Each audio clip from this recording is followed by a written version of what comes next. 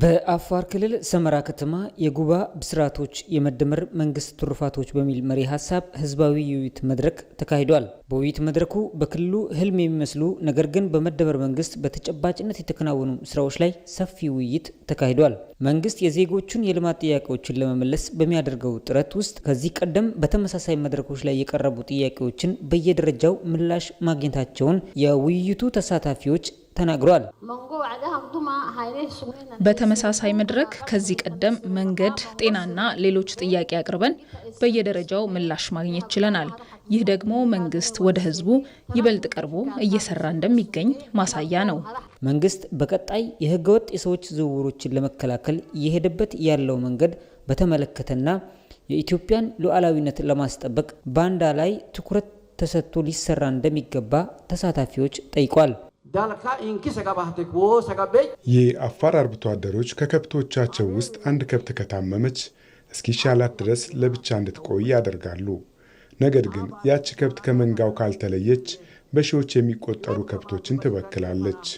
የብልጽግና ፓርቲን አደራ ማለት የምፈልገው የውጭ ባንዳዎችን በአንድነት ለመመከት እንደምናደርገው ሁሉ የውስጥ ባንዳዎችን በመለየት አንድነታችንን ማጠናከር ላይ በትኩረት ልንሰራ ይገባል።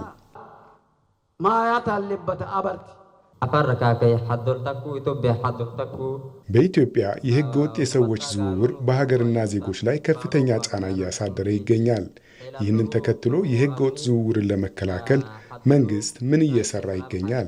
በኢትዮጵያ ኢፍትሐዊ የሰዎች ፍልሰትን ለመቀነስ ለወጣቶች በሀገርና ከሀገር ውጭ ከፍተኛ የስራ ዕድል ፈጠራዎች እየተከናወኑ እንደሚገኙ የፍትህ ሚኒስትር ሀና ራያ ስላሴ ገልጸዋል። ህገወጥ የሰዎች ዝውውርን ለመከላከል ለመቆጣጠር የምንሰራው ስራ በሁለት ይከፈላል። አንደኛው ዜጎቻችን ኢመደበኛ ለምንለው ፍልሰት፣ ለሞት፣ ለተለያየ ስጋት እንዲጋለጡ ያደረጋቸውን ዋና ምንጭ የሆኑ ችግሮችን መፍታት ላይ ያተኮረ ነው።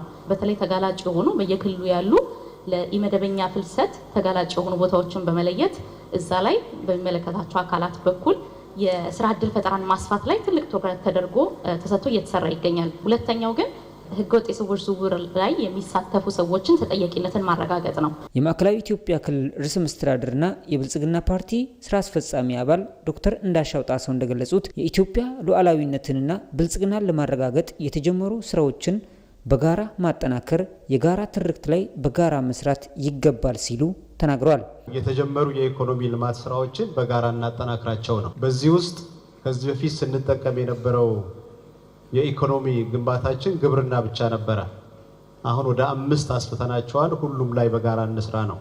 ግብርናን እናጠናክር፣ ኢንዱስትሪን በደንብ እናጠናክር፣ ቱሪዝምን እናጠናክር፣ የማዕድን ሴክተሩን እናጠናክር፣ ዲጂታል ኢትዮጵያን በደንብ እናጠናክር የሚል የውይይታችን ማጠቃለያ ቢሆንና ማህበረሰቡም የመንግስት አካላትም እዚህ ላይ የሚደረገውን ርብርብ በደንብ ተረድተን ማገዝ ሀገራችንን በእነዚህ 5 የኢኮኖሚ ዋልታዎች ማሻገር እንደሚቻል የባለፉት 1 ዓመት 2 ዓመት ተሞክሮች ስላሳዩን ጠንክረን እንስራ ነው።